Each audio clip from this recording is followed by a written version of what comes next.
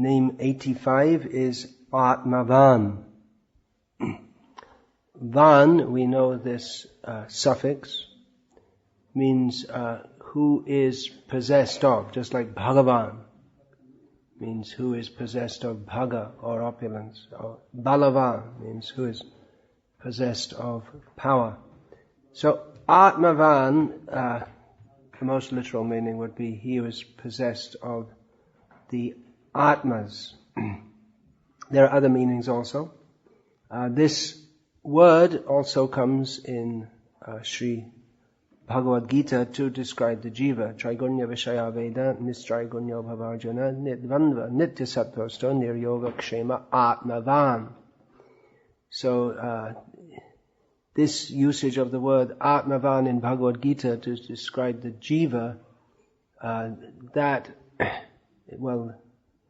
there are several meanings of the word Atmavan, and I'll go to explain that. But many names of Vishnu can also be names of jivas, or attributes that jivas have. Just like Dhanvi, that means he who has a bow. And that name, of course, Vishnu himself has the Shanga bow, and Ramachandra in particular, among all the forms of the Lord, is famous for his bow, but there are many other bowmen also. But some names, they are more specifically names of the Supreme Lord, just like Ishvara, the controller. So that name ultimately is applicable to him only. But others may also be known as Ishvara. A king may be known as an Ishvara, for instance. Some names very specifically refer to the Supreme Lord only, just like Trivikram, he who had 3 great steps, refers to Vamana. The name Vamana can be applied to any dwarf, not just Vishnu in the form of a dwarf.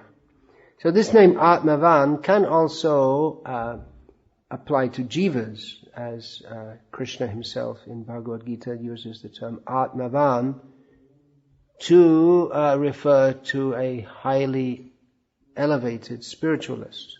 But in some senses, it can only apply to the Supreme Lord Vishnu.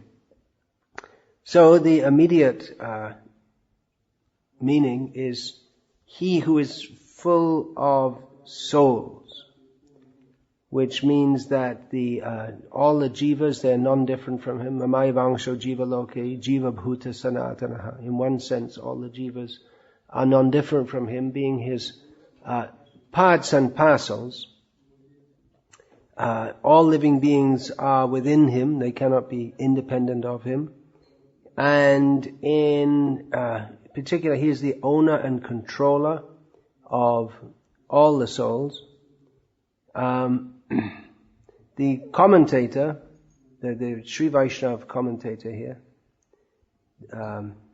he states that this particularly means the real owner and controller of the souls of those who do virtuous activities, because the previous name, Kriti, has been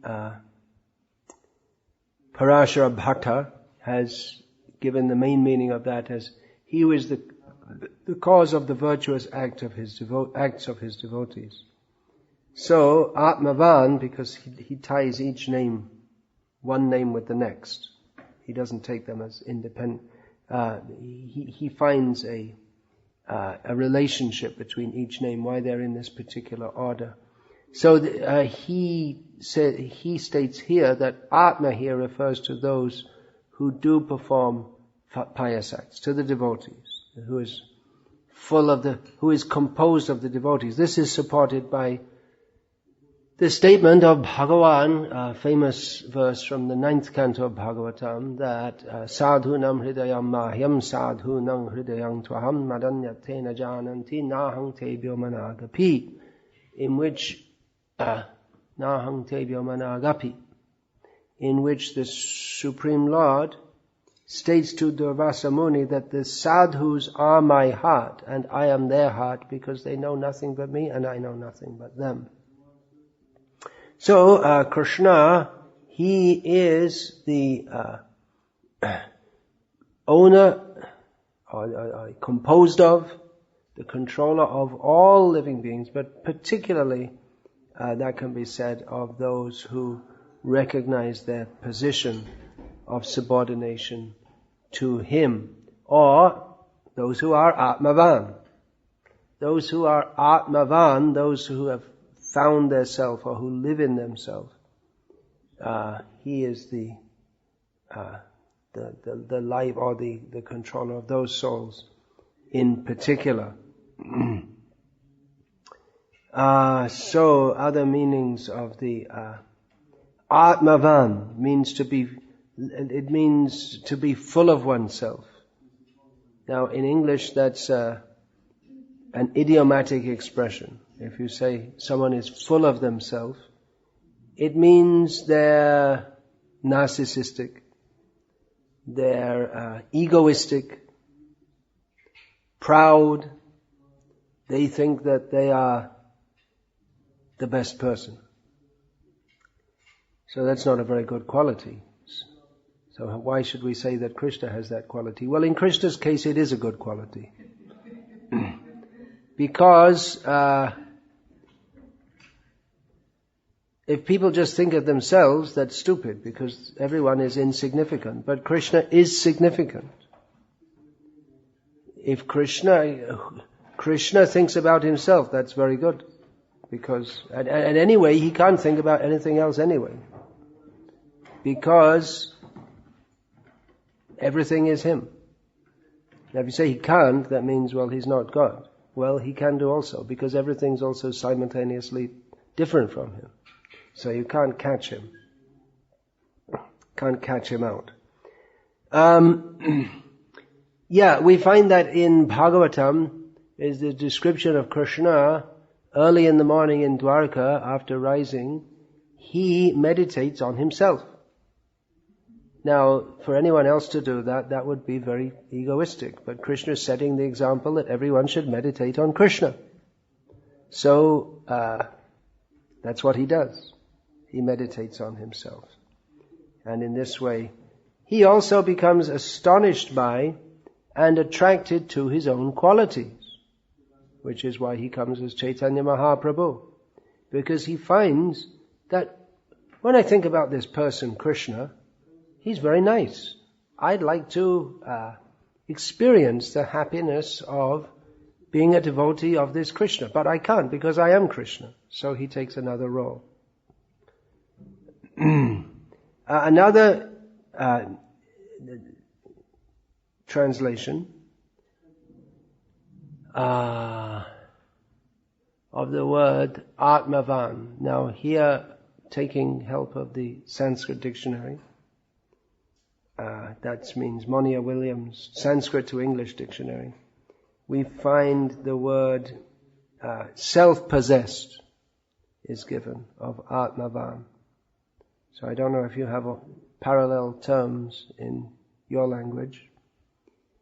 But self-possessed is defined in the English dictionary as calm, or synonyms which give an idea of what the word self-possessed means. Someone who is calm, confident, in control of his emotions.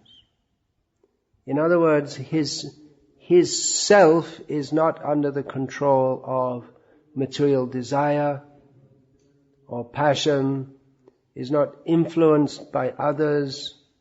He's in control of himself, self-possessed. We'll often use that term is used usually,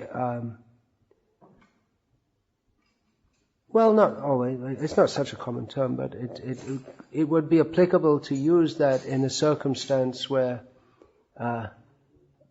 some chaotic condition has just arisen and everyone is disturbed and running around and they don't know what to do, and someone who remains with his wits about him and without getting disturbed, assesses the whole situation and understands what to do, such a person will be called self-possessed. So Krishna, he's in control of his emotions.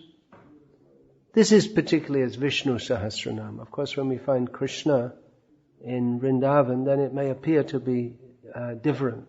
But intrinsically, he who teaches Bhagavad Gita, who teaches the science of self-control, how one should not degrade oneself by the mind. That word Atma. Natmanam avas udhared atmanatmanam natmanam avasadayat.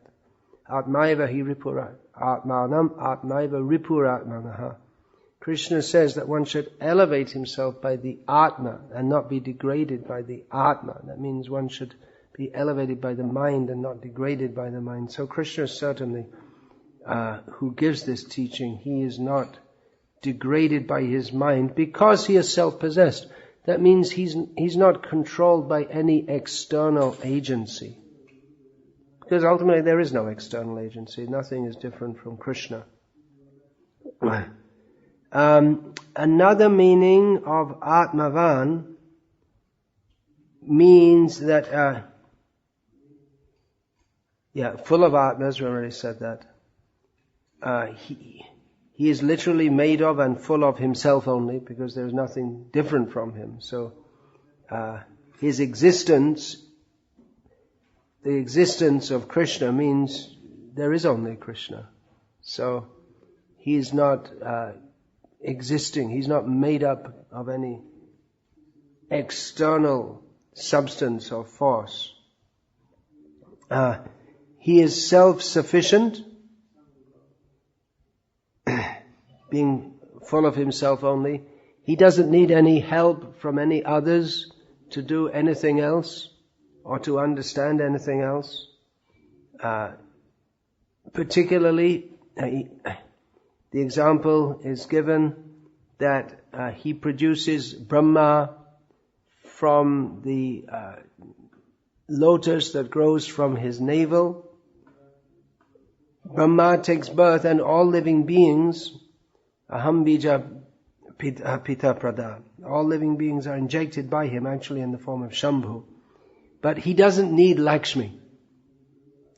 To produce a child, a male requires the help of a female. But that is not required for Vishnu, because he is self-sufficient. He doesn't need to rely on others. Which, understanding all the implications of these terms, that makes particularly Krishna's Leela more astonishing, his human-like pastimes more astonishing, because he takes advice from Uddhava. He appears to rely on others, although he is self-sufficient. Atmavan, he is of himself. He's not a divided personality, as is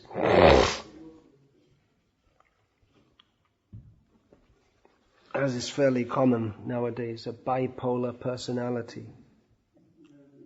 But Krishna is not like that. He also, being of himself and being composed only of himself, he's not even influenced by time. It's not that his outlook and mentality changes in course of time, as we see with others. A child, the mentality of a child is different to that of a youth, is different to that of a middle-aged person, and which may mature further into the outlook of an old-aged person. But Krishna is fully himself all the time. He's not subject to any outside forces. What the Krishna who spoke to Arjuna is the same Krishna who always existed. Even though he appears in this world many times, he states, Bahuni me vyatitani janmani tavacharjana tani ahang veda saravani natvang veda No, what is that? Yeah, anyway. So Krishna states that I have appeared many times and so have you. I know all about this, but you don't, Arjuna. Now, we take birth again and again and again due to our karmic activities, and we may have a different personality in different lifetimes. For instance, if we're born as a dog, then our whole outlook on existence is going to be different to that than if we take birth as a human. Or even in previous human births, we may have an apparently very different personality. So people, they're concerned to be Atmavan, to be one with themselves, to get in touch with their inner baby or whatever, their inner self or their real self, and understand who they really are. But we misidentify with the present matrix of egoism which we have inherited from previous births. And that may be quite different in another birth. Someone who's, for instance, introverted in this lifetime, to use modern psychological terms, may be extroverted in another lifetime. Or they may even undergo a change in this lifetime. And even by taking a certain drugs, one's personality may appear to change. But Krishna is always himself. Krishna, he appears again and again and again, but he's the same person. He looks the same. He has more or less the same pastimes. He has the same associates. He is the same personality. The same likes and dislikes. He likes certain food and dislikes other kinds of food. So, in this way, Krishna is truly full of himself, and he knows himself.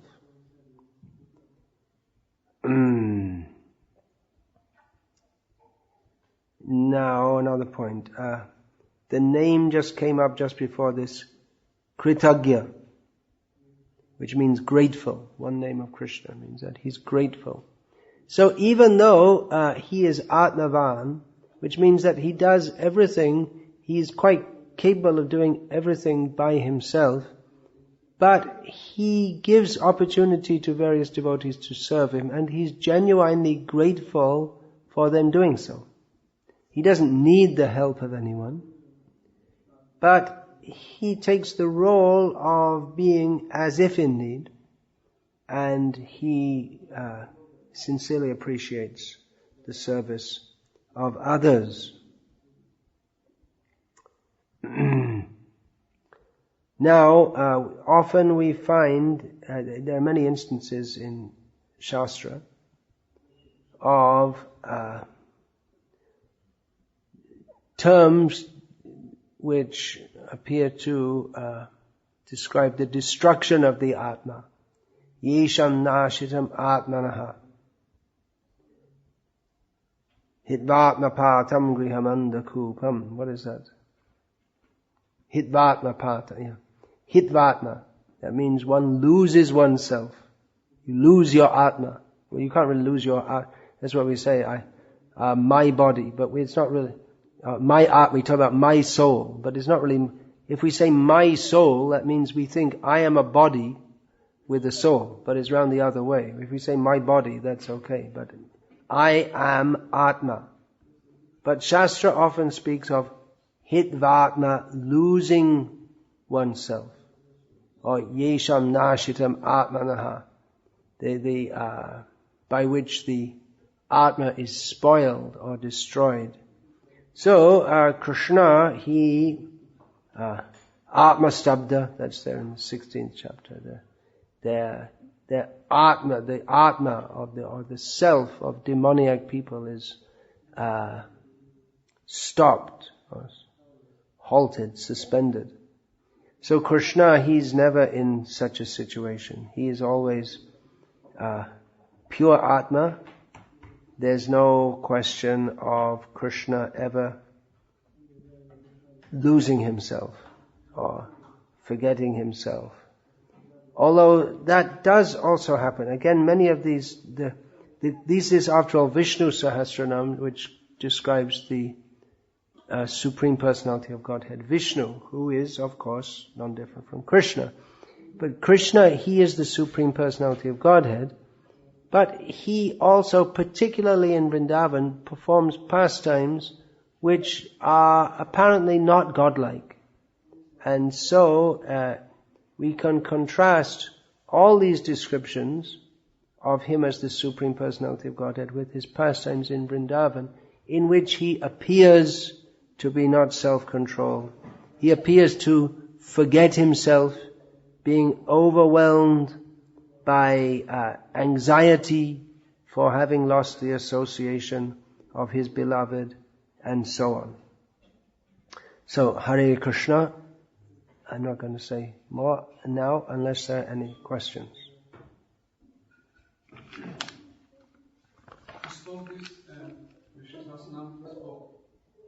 Who spoke this?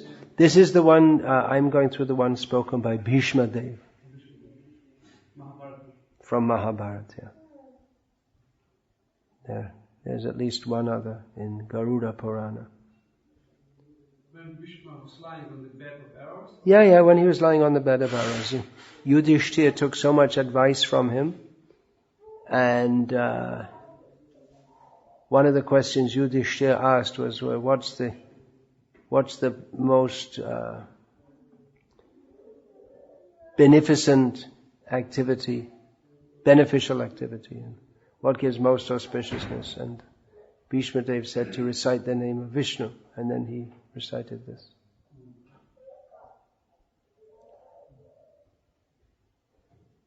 Hare Krishna. You have a question? Yeah. You said that Krishna is full of himself. Yeah. But then why did he come like Chaitanya Mahaprabhu? Why did he come as Chaitanya Mahaprabhu? That you weren't listening. You were playing with your kid. I already spoke about that. You didn't. Anyone else can say? He wanted to experience what his devotees are experiencing. Yeah.